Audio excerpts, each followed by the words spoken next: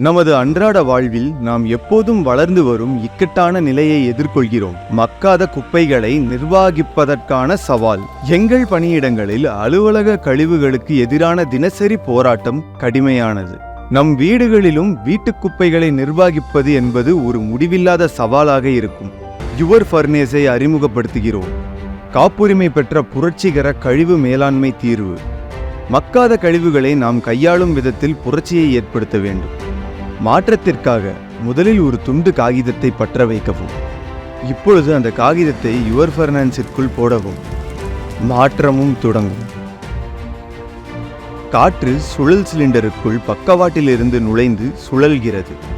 வெப்பநிலை மற்றும் எரிப்பு துரிதப்படுத்துகிறது. ட்ரம்முக்குள் நெருப்புச் சூறாவளி உருவாகிறது. இது கழிவுகளை நொடியில் எரிக்கிறது. யுவர் ஃபர்னேஸின் உயர் வேலை வெப்பநிலை 420 டிகிரி முதல் 800 டிகிரி வரை.